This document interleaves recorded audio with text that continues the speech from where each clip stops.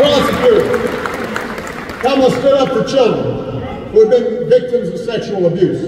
As Attorney General of the state of California, she fought the big banks and for-profit colleges, securing billions of dollars for people that have been scammed.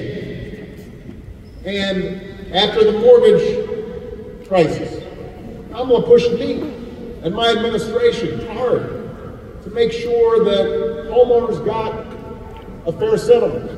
So again and again, Kamala has fought for people who needed a voice, who needed a champion, and she delivered on their behalf. That's who Kamala is. And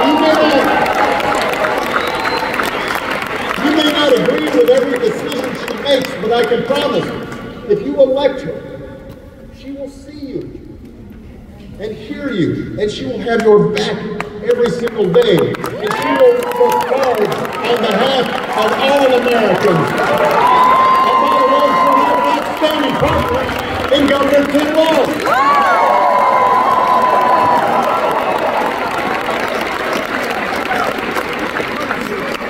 I love that dude. He is a veteran, he's a teacher, he's a coach, he's a great governor. Turns out he can even take a vintage truck apart and put it back together again. You think Donald Trump can do that? Do you think Donald Trump has ever changed a tire in his life? If he gets a flat tire, he calls his chauffeur, Jeeves. Jeeves, change that tire. I don't know if his chauffeur's actually named Jeeves. I like to think it's Jeeves. The point is, if you elect Kamala and Tim, they know something about your life because it's been their life. They'll be focused not on their problems, they'll be focused on yours. And that's why, for so many of us, the choice in this election seems like it should be so clear. Right. On the one hand, you've got a former president whose time in office was characterized by so much chaos and scandal that he was impeached, not once, but twice.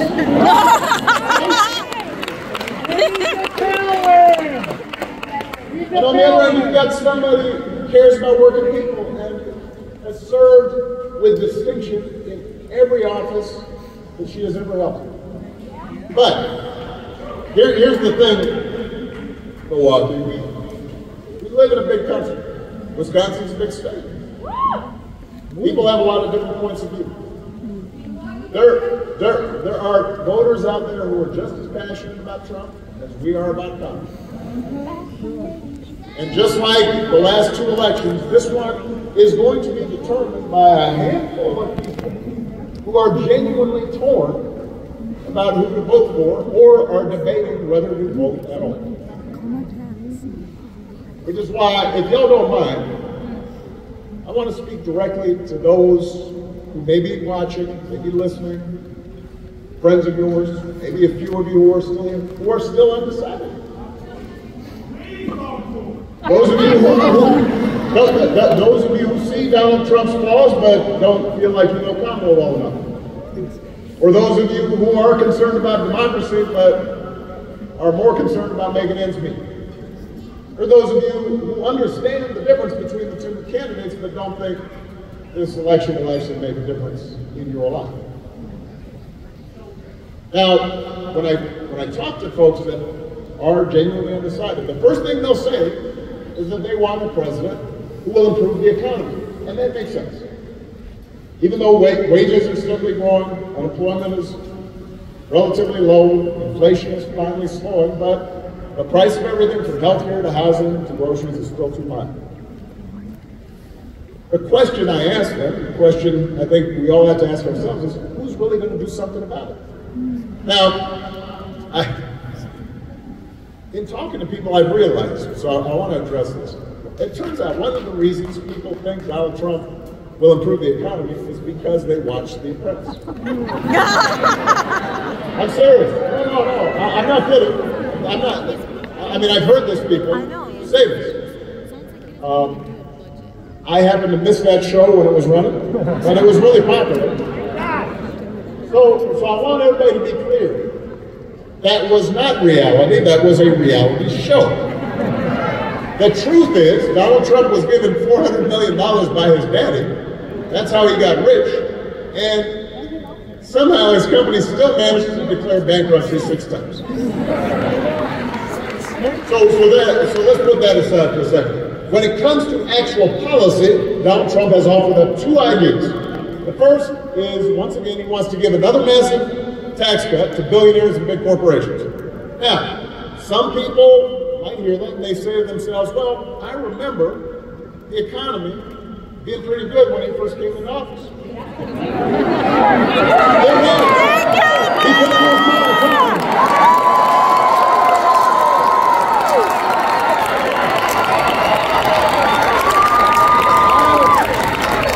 I have spent 8 years cleaning up the mess the Republicans left me.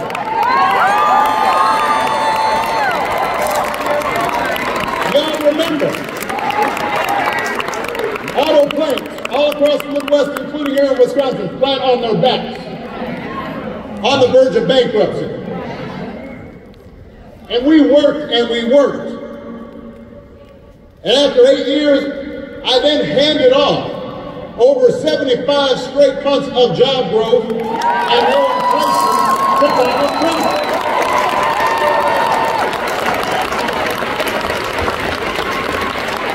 And the only thing his tax cuts did back then was to help folks that were already doing good and drive up the deficit in the meantime.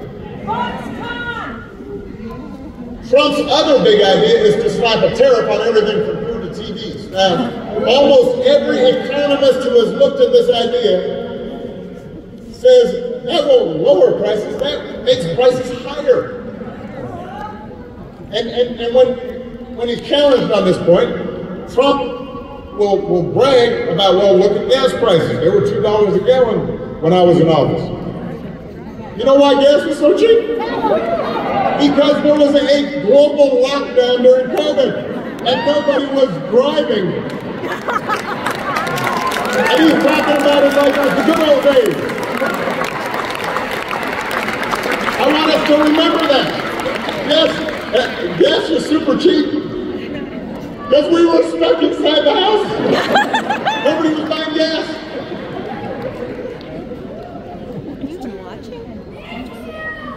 So then I'll hear people say, well, at least Donald Trump sent me a check during the pandemic. Y'all have heard this. I guarantee you some of you have heard this from somebody. So I want to clear this up as well. At the start of COVID, Democrats and Republicans joined together to send out emergency checks. Tammy was there.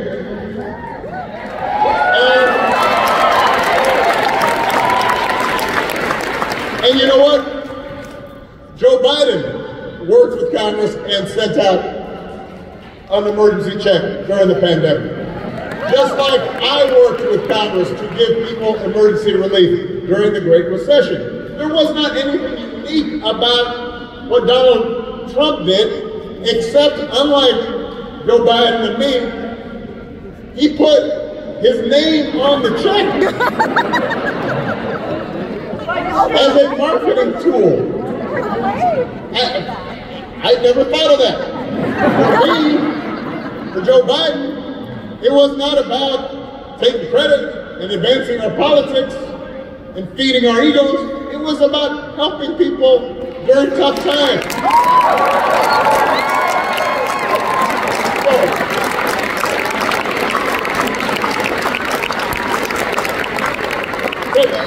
The point is, for those of you who are still making up your minds out there, do not give Donald Trump the benefit of the doubt because he was on a reality show. And certainly do not give him credit for an economy that he inherited. There is only one candidate who has offered serious ideas about how to drive down prices and make this economy work for everybody, and that is Kamala Harris.